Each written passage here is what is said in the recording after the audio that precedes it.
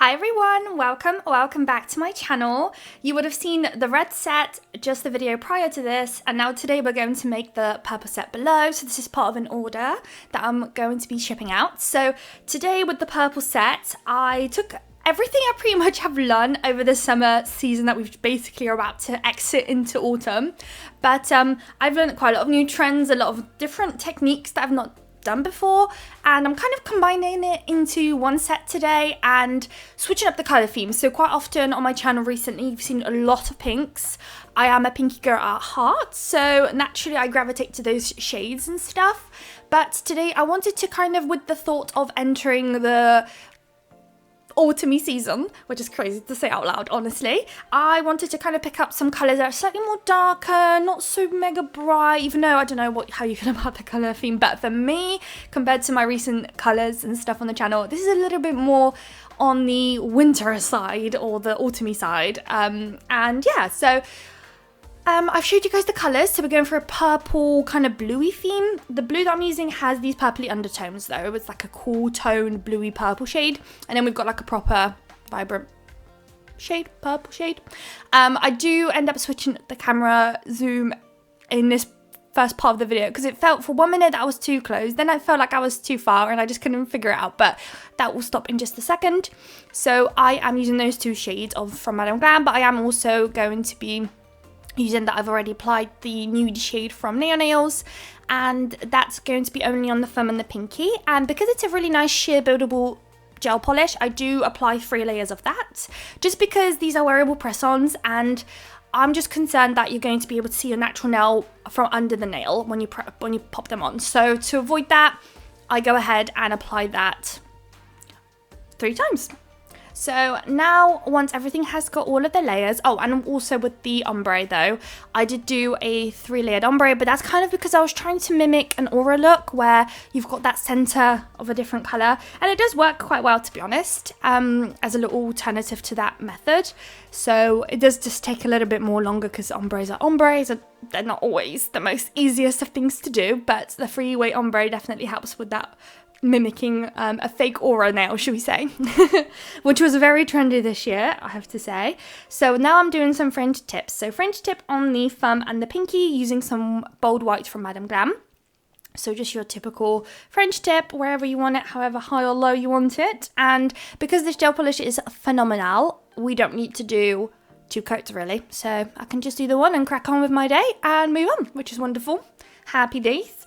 And after that, we are going to do some actual aura, but another method using an eyeshadow palette, actually, guys. So I've got this purple eyeshadow palette here, never used. I don't even know why I purchased it in the first place, to be honest. I do like makeup, but I am not good with it, let alone with some colours like this. So I've kind of now transformed this palette into an aura nail kind of palette. So I'm using this shimmery colour in the middle of the fully purple nail, and then using the lighter shade of that palette and popping it onto the tip of the pinky and the thumb as well. It would work better if you apply a matte top coat and then do this, so bear that in mind.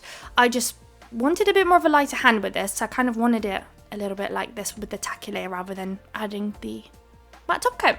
But once I'm happy with that, we're going to grab some black, and the black I'm using is the Madame Glam Nail Art Gel black shade. So those are absolutely wonderful. If you can invest in some, I would definitely recommend. They're just the best for nail art. They're very pigmented, so again, just one coat does the job, which is perfect. And they're very thin as well, and just very, very easy to work with. So if you can, definitely grab yourself some. If you're in the UK or just want a different brand and don't want to do Madame Glam, Glitter Bells do unbelievable gels, and they're really great for nail art as well. So I definitely recommend them as well. So on to the index finger, we just did like an outline. Now on the thumb and the pinky, both are going to have an animal print onto the only French tip part of the nail. If you don't want to do it by hand, then you can just go ahead and go stamp it, or just switch up the animal print, or just not do any if you wanted to. But as you can see here, I'm not doing anything too crazy hard. I'm just literally swiping my brush across the nail, and I'm trying to focus at making the line much thicker at the corner, and as I go into the nail, I'm trying to be a bit more gentle with the brush to create more of a thinner look. so that the lines are not the same kind of thickness across the whole way. And again, onto the pinky too. It felt like because the pinky had a bit of a smaller surface, I was applying a bit too much gel polish. So it was quite thick in areas where I didn't want it yet. So I do try and kind of fix that up as I'm going along with that nail. Once that one's done, we've got 2 last nails to go. And literally every single nail today has the black involved and incorporated one way or another. Whenever I disappear from screen, it's likely because I'm fixing something up, and then I'm going to pop that in Stamp for a cure most likely. But I'll be back in a moment, which looks like I am now. Perfect. I also like to cure in between, so some nails end up going for a cure whilst I work on the other. Now on to this nail here. I don't actually know what the name of that is, but quite often you see whenever you see like butterfly nails, this nail I think is incorporated. I could be very wrong right now. No idea what the name is, but I really messed this up, so I do end up actually removing it, and I forgot to get back on camera to show you me doing the nails, so you will see in a moment what it looked like as a final result. But now onto the middle nail. I'm just doing the line down the center, and then envision doing a smile line, like doing the outline of it, but do it on both sides, so upside down and the right way around, and then color in the corners that you've created essentially. And that will be that. I think I just color that in real quick off camera because it always takes me a lifetime when I use my thin brush. But here are the nails done now. So just to bling them out and really complete the look, we've got bling on every single nail, believe it or not. Onto the thumb, we've got some white flower and some AB crystals. And I'm going to do cafe beads in between every crystal today as well, just my usual. It was almost like a little signature move now because I just can't do a set without it at this point. It's just impossible. So cafe beads in between each crystal slash charm, and also if there's a flower like we have today on 4 of the 5 nails, then there will also be a cafe bead inside of the flower as well. So all charms and crystals are from Shein, and the cafe beads, all of my kind of blingy stuff, charms are likely from Shein. It's like the best place to get stuff, in my opinion. So now on to this nail here. I'm doing like a little placement right at the top on the right hand side, like at an angle, and something similar below. And it's like a small white flower with an AB. Same thing with the cafe beads in between. This is in preparation for what we're going to do later. So right now you're probably looking at that now and thinking, what is she doing? But this is in preparation to some 3D gel lines that we're going to do later on in the video near the end. We can't do that now until we actually top coat the sets. So that will come later on in the video. And I'm using my brush that I'm using to actually pick up the the nail art gel to pick up the cafe beads, because I just found it to be the most easiest method. I have tried to use wax pens before and stuff, but I just don't have the same kind of control like I do with the brush. It has obviously the tacky layer left from the rhinestone glue gel, and it's enough where when I place it down, it just does transfer over, so I don't have any issues transferring any of it over or anything, which is perfect. It's exactly what I need, and I've not looked back ever since I've started doing it this way. Now onto the middle nail. Nothing too crazy there, just down the center. I've got this, like, I don't even know what you want to call that shape. I'm not good with shapes, but one of those, followed by an AB on both the top and the bottom. And again, cafe beads in between. Then we'll pop that in Stamp for a cure. The last 2 nails have flowers going on and just kind of following through with the same theme with the crystals and the flowers and stuff. I've been gravitating towards those flower charms a lot recently. And luckily, I ordered quite a lot of them last year, was it? Maybe? It's been a while since I ordered some charms. I've just got so much. But I think last year on Shein I got like 2, 3, 4 packs of different flowers. By different, I mean different colours. They're all pretty much the same. And when they came through, I just don't know why, I just kind of didn't really pick them up as often as I maybe wanted to. But luckily, I've now fallen in love, and anything that I'm stuck on when I want to bling, those flowers complete it for me and do exactly what I need it to do. And it's great that there's different colours and different shapes and sizes and stuff, because there are also different actual flower designs too, which is great. Great to have some variety.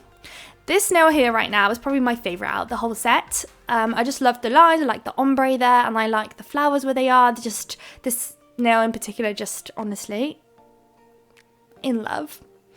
Off that one we'll go. And then last but not least, on the pinky, on the corner, something very similar like we did on the thumb. They're basically replicas of each other, just flipped around. So wherever you've placed your rhinestones on the thumb, you want to do it on the opposite side. So if it's on the right, now you want to do it on the left.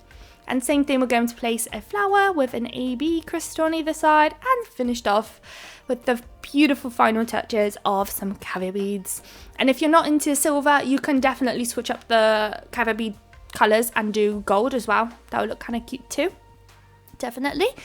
Especially now with autumn around the corner, I've been prepping and working on some content, guys, for you, so I can't wait for you to see it. And gold will likely be featured quite often during that time, because gold just looks absolutely phenomenal with browns and stuff. So yeah, I'm usually a silver girly at heart, but gold recently, don't know, it's been doing something to me. Right, so now we are going to top coat these. So using some glossy top coat from McCart, we're going to apply that on all the nails. And I do apply it on top of my charms and crystals. And I know it's controversial, not everyone likes it, but I've had some good track record with this, and I'm not too mad at it. I've been wearing nails and I haven't had any complaints from anyone about it. Nothing has popped off. And because I'm not really using any, like, you know, expensive crystals, I just don't feel like it's really impacting the crystal placement too much or the look of it. But I am open to trying not to do that though. So if you've got any like trusted methods of making sure the crystals stay in place, then please let me know without actually top coating them. Then I would love to try it and give it a try, and you know, if it works, then I would prefer it that way. But for now, just to avoid any issues, that's what I've been doing. So I just did those 3D lines using some Rhinestone glue gel, as you saw, that I kind of prepped for earlier on. And then lastly on this nail, using that same Rhinestone glue gel, I'm going to just do some dots, and that's just to kind of mimic a look of some wet droplets onto this nail. And that'll be that. So with this kind of nail, I like to double cure just because it just feels like it's a big blob of gel polish or gel. So yeah, I'm going to double cure it, and it's the McCart Rhinestone glue gel on this one. They have two. They've got like a liquidy one in the squeezy tube, and they've got like a circular container one, but this is the one with the squeezy tube. But here are the final results. I hope you guys liked it. If you did, please don't forget to like, comment and subscribe, and I would love to see you all in my next video. Bye guys.